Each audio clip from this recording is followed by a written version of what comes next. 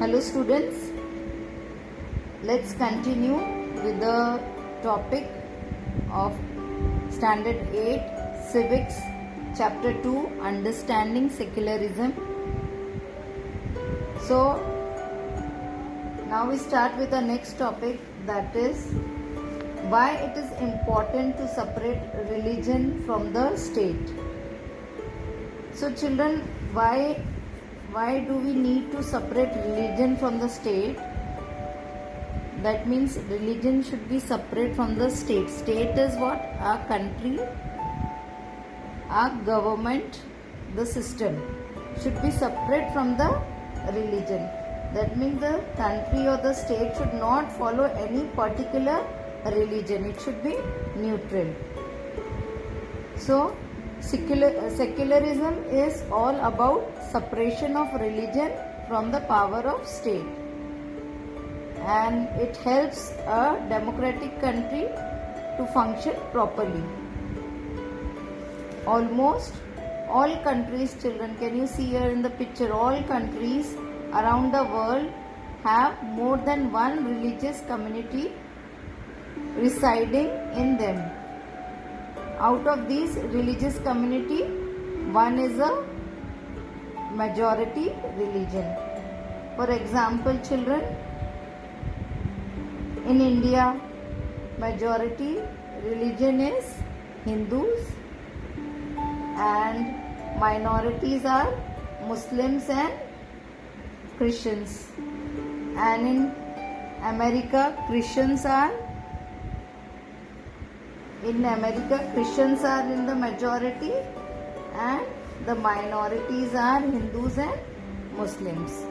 So here we will see, like, out of these religious community, one is a majority religion in every country. If that majority country has access to power, then it is possible that it could misuse the laws and financial resources against those who are in minority. There could also be some cases of persecution. If this majority people get the power in their hand, they can persecute the minority. You can see there in the picture, children, those in the minority have chances of creating tyranny, cruel or oppressive government. Now tyranny means cruel or oppressive government or rule by coercion, discrimination and even killing the minority people. If this majority people get power in their hand, they will start troubling this minority. Coercion means forcing another party to act in involuntary manner by using of force and threat. So they will start troubling the minority. So these are instances of majorities not allowing minority to practice their religion. We have seen the example in the previous topic, how Jewish state of Israel treated its own Muslim and Christian minorities quite badly. And even we have seen Saudi Arab, non-Muslim are not allowed to build the temple and churches, etc., nor can they gather in a public places for prayers. So children, if a religion starts dominating others, it is considered as a violation of rights. In a democracy, every citizen have the right to practice her own religion. Hence, the violation of fundamental rights and tyranny by those belonging to the majority religion is the major reason why we need to separate religion and politics. So this was the first reason of separating the religion from the state. And the second reason is, children, apart from that, it is important to protect and individual's freedom.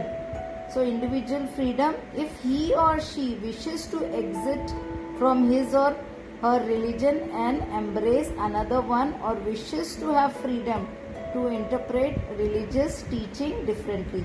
So apart from that, the others also, individual should get the freedom to choose his own religion.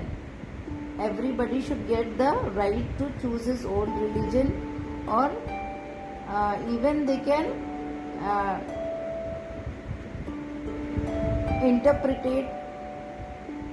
their religion, okay, they can differently, that religious teaching differently. Now children, this is another reason why religion and power should be kept separately. For example, if power lies with Hindus, they still face a lot of resistance from their own community if they wish to make a law for a minority community such as Muslim.